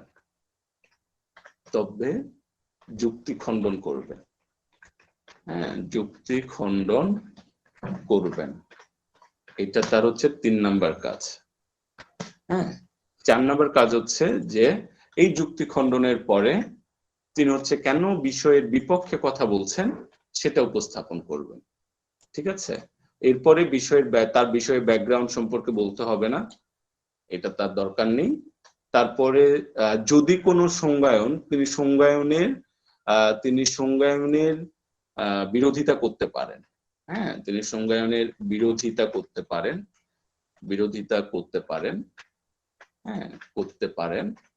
সেই ক্ষেত্রে তিনি সংজ্ঞায়নের বিরোধিতা করতে পারেন। সেই ক্ষেত্রে যেই প্রপঞ্চ বা যে শব্দের বিরোধিতা করবেন,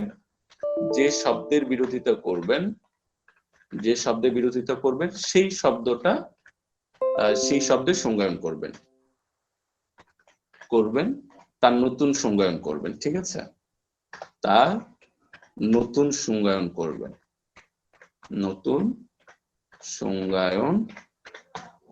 তার নতুন সংজ্ঞায়ন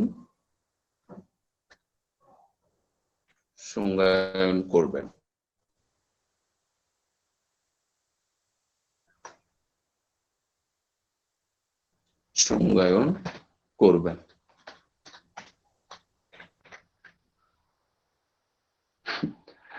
সংজ্ঞায়ন হয়ে যাচ্ছে, তাই না? সংজ্ঞায়ন করবেন, ঠিক আছে? এটা তিনি করলেন। তারপরে হচ্ছে যে শব্দের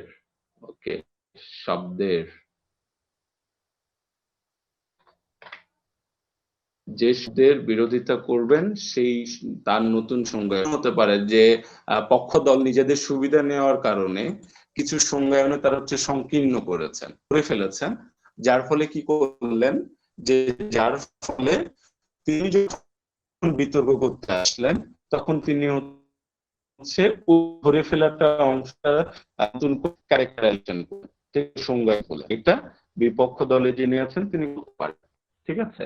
এরপরে কি হলো, এরপরে হচ্ছে কেন তিনি বিপক্ষে কথা বলছেন তার একটা সামগ্রিক ধারণা দিবেন, যে কেন বিপক্ষে কথা বলছেন, তিনি আজকে কেন আইনের পক্ষে কথা বলছেন।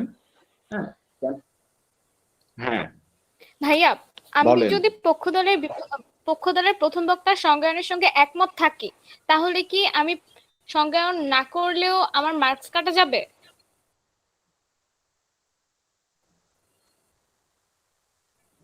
আপনি একমত থাকলে সংজ্ঞায়ন না করলে সমস্যা নেই, অর্থাৎ আপনাকে যে সংজ্ঞায়ন না, কিন্তু আপনি যদি মনে করেন যে আপনার দলীয় অবস্থানটা ওই সংজ্ঞায়নের মাধ্যমে কিছুটা দুর্বল হয়ে যাচ্ছে বা সংকীর্ণ হয়ে যাচ্ছে, সেই ক্ষেত্রে আপনি হচ্ছে ওই সংজ্ঞায়নে ক্রিটিসাইজ করা, অর্থাৎ সমালোচনা আপনি করতে পারেন, যে দেখেন আপনি যে সংজ্ঞায়নটা করছেন সেটা আমার কাছে ভালো মনে হচ্ছে না, বা সেটা অনেকখানি সংকীর্ণ হচ্ছে, বরং এটাকে আমরা এইভাবে দেখতে পারি। আপনি যখন এটা বলবেন তখন আপনার ভেতরের যে শক্তিশালী যে জায়গাটা সেটা প্রকাশ পায়।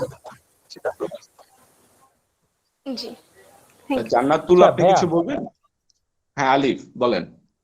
বলছি যে আমরা যেমন মানে পক্ষ দলের যেমন জনসচেতনতাকে সংজ্ঞায়িত করলো, বিপক্ষ দল কি মানে আইনকে নিয়ে কোনো সংজ্ঞায়িত করবে এক্সক্লুসিভ ভাবে? মানে আইনকে নিয়ে কোনো সংজ্ঞায়িত করবে এখানে? বিপক্ষ দল তখনই সংজ্ঞায়ন করবে যখন তার কাছে মনে হচ্ছে যে পক্ষ দলের সংজ্ঞায়নটা তার পছন্দ হয়নি, তা ব্যতীত বিপক্ষ দলের সংজ্ঞায়ন করার কোনো প্রয়োজনীয়তা নেই। বুঝা গেছে? জি ভাই, জি জি জি।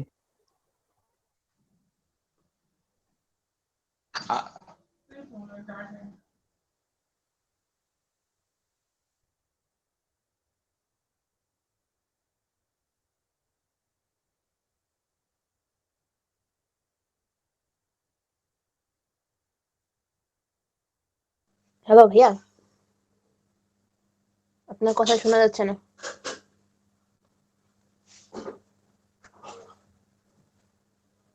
হ্যালো ভাইয়া, আছেন?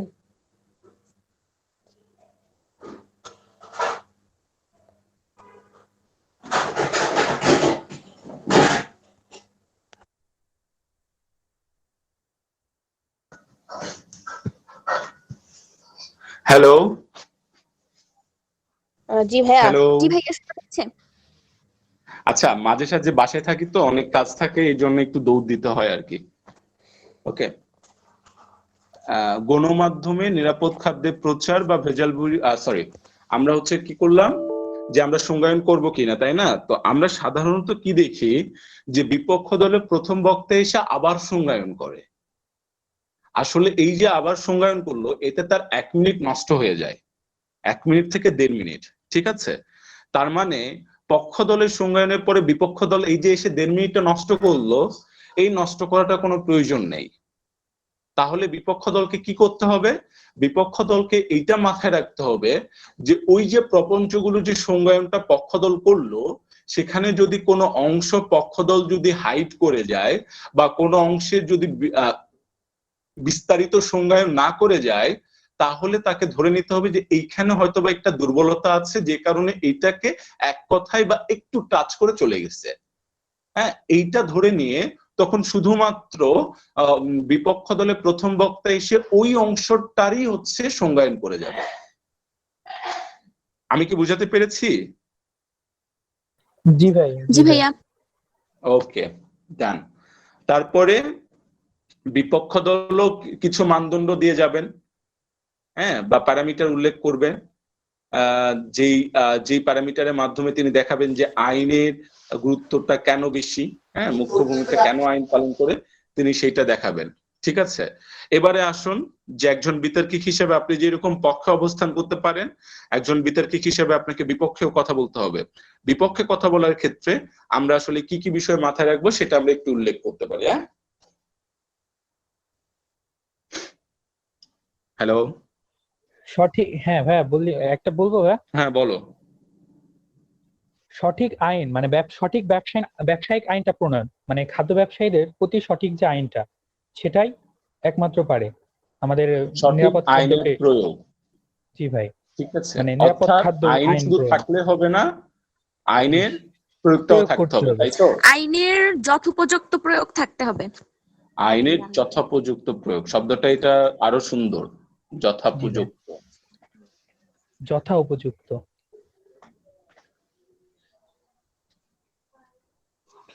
হ্যাঁ, বানান ঠিক আছে, যথোপযুক্ত। ওকে, জোকার হবে না, ওকারে পো হবে। ভাইয়া থ ওকার হবে, যথোপযুক্ত। জি ভাইয়া, থয়ের সাথে ওকার হবে, যথোপযুক্ত।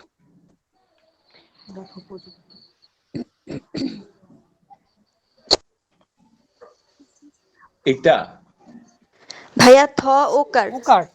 ওকার ওকার। এইটা হ্যাঁ ভাইয়া এটা। ঠিক আছে ভাইয়া। ওকে, সঠিক আইনের প্রয়োগ অথবা যথোপযুক্ত আইনের প্রয়োগ।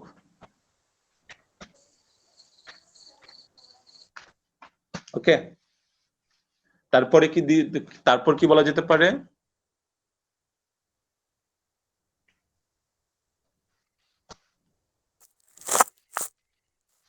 দুর্নীতি দমন করতে হবে, এটা কি করা যেতে পারে? এটা তো আইনের মধ্যে পড়ে না, যে আমরা যদি আইন, হ্যাঁ, আইন যদি আমরা কত সালে কত বিল পাস হয়েছে সেটার উদাহরণ দেওয়া যাবে, মানে অমুক সালে অমুক নীতির উপর আমরা যেটা মানে মোবাইল কোড সহ বিভিন্ন সময় বিভিন্ন আইন জারি হয় না,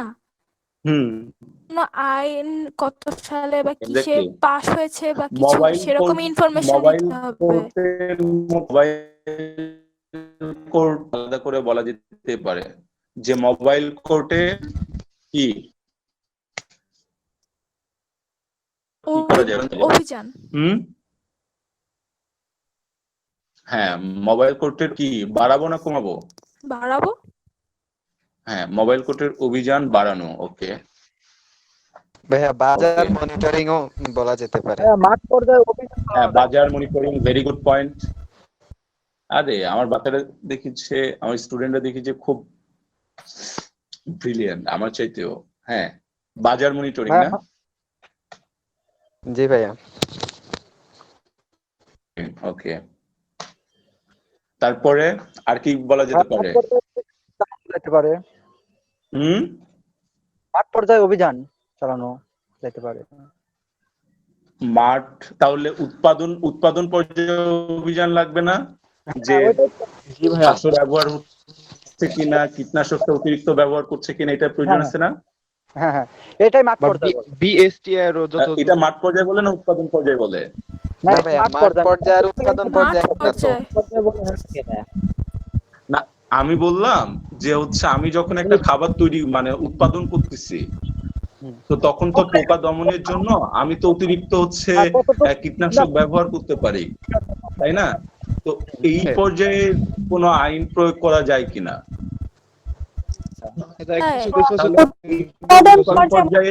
হ্যাঁ, এটা উৎপাদন পর্যায়ে গেল না মাঠ পর্যায়ে গেল? উৎপাদন পর্যায়ে গেল।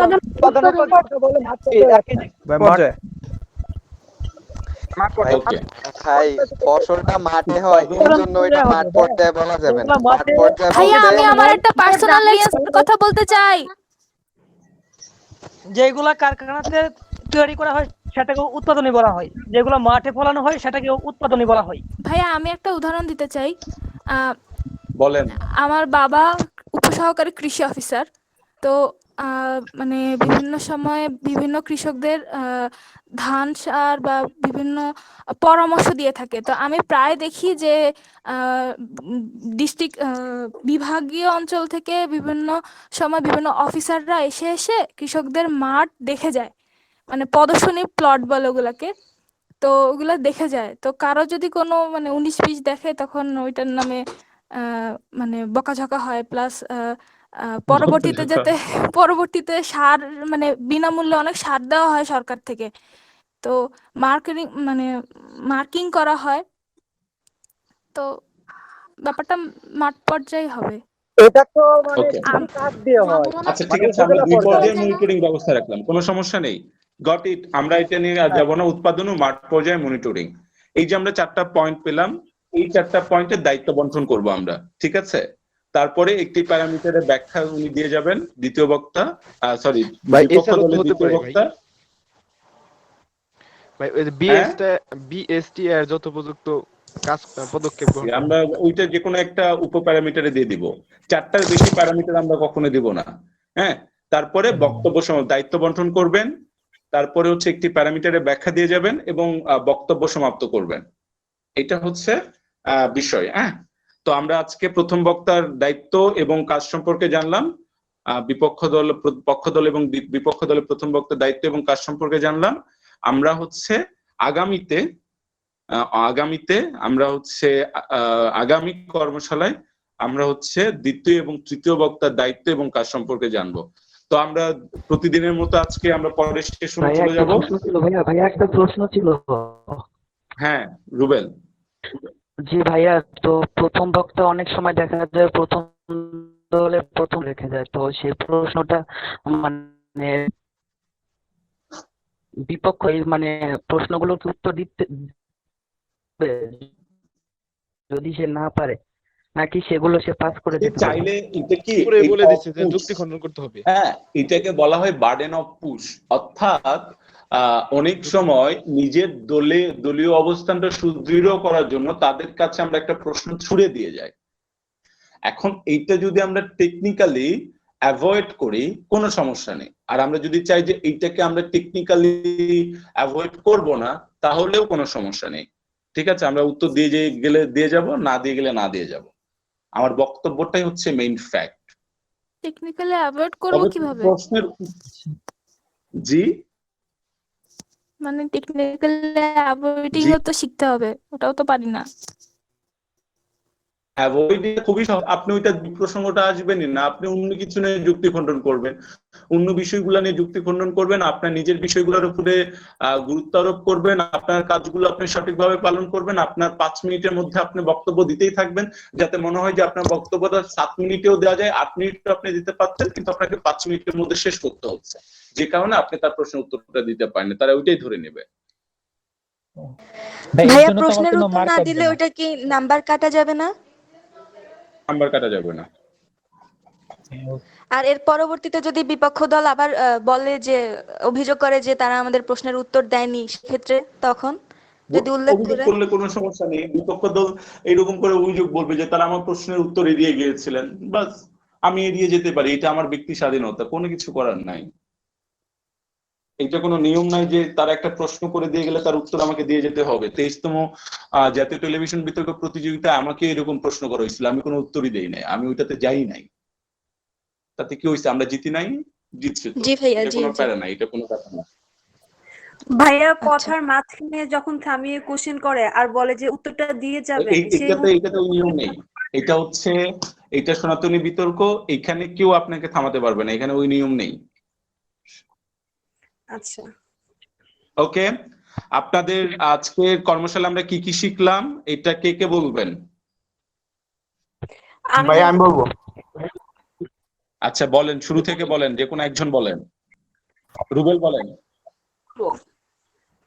হ্যাঁ বলেন।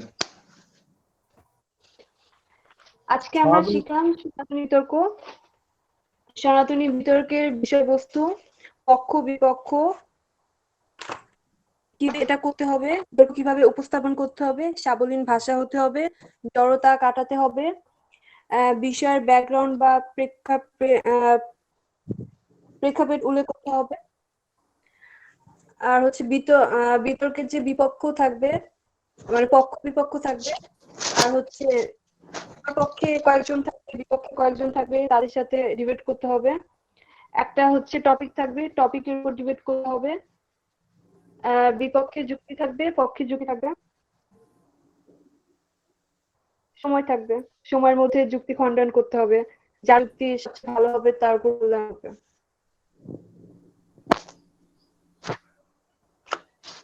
ওকে, হ্যাঁ আর কেউ? ভাই আমি বলবো। বলেন। সনাতনী বিতর্ক কি, অনুষদ কি কি কি কি অনুষদ থাকবে, তারপর হচ্ছে সনাতনী বিতর্কের নিয়ম, তারপর বক্তা থাকবে প্রতি দলে 3 জন করে, মোট 6 জন, তারপরে সনাতনী বিতর্কের নাম্বার বন্টন, উপস্থাপনের উপর 5 মার্ক, ভাষার ব্যবহার ও উচ্চারণের উপর 5 মার্ক, তত্ত্ব উপাত্তের উপর 10 মার্ক, যুক্তি খণ্ডন এবং প্রয়োগের উপর 10 মার্ক। সনাতনী বিতর্কে বক্তাদের দায়িত্ব ও কাজ, তার কাজ সভাপতিকে ধন্যবাদ জানাবে, বিতর্কের বিষয় উপস্থাপন করবে, বিষয়ের পক্ষে কথা বলছে সেটা উপস্থাপনা করবে, বিষয়ের ব্যাকগ্রাউন্ড বা প্রেক্ষাপট উল্লেখ করবে, সংজ্ঞায়ন করবে। খাদ্যের ভেজাল বলতে কি বুঝি বা এই বিষয়ে বা বিষয়ের উপর যুক্তি সংজ্ঞায়ন করবে, কেন কেন পক্ষে বলছে তার সামগ্রিক ধারণা দিয়ে যাবে এবং প্রেক্ষাপট বা প্যারামিটার দাঁড় করে যাবে, দায়িত্ব বন্টন করে যাবে, দ্বিতীয় বক্তা এবং দলনেতা কি বলবে তার উপর দায়িত্ব বন্টন করে যাবে, একটি প্যারামিটারের বর্ণনা দিয়ে যাবে এবং বক্তব্যের সমাপ্তি করবে, এবং বিপক্ষে দলের প্রথম বক্তার কাজ, বা এটা তো লিখি নাই আর কি, সিরিয়ালে বলে যাবে, বিপক্ষ দলের প্রথম বক্তা কেন এই বিষয়ের বিপক্ষে বলছে সেটা বলে যাবে, সংজ্ঞায়ন করে যাবে, এবং সংজ্ঞায়নটা হচ্ছে অপশনাল, তারা যদি মনে করে যে এই সংজ্ঞায়নে কিছুটা ত্রুটি আছে প্রথম বক্তার, তাহলে তারা সংজ্ঞায়ন করে যাবে, কেন বিপক্ষে বলছে এটা পরিষ্কার করে যাবে, এবং কিছু মানদণ্ড বা প্যারামিটার দাঁড় করে যাবে। শেষ ভাইয়া।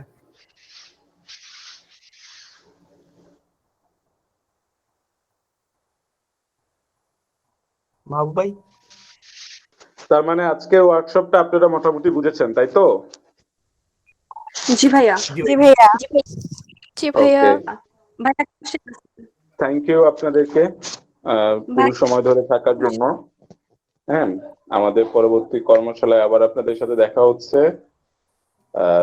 ভালো থাকবেন, সুস্থ থাকবেন।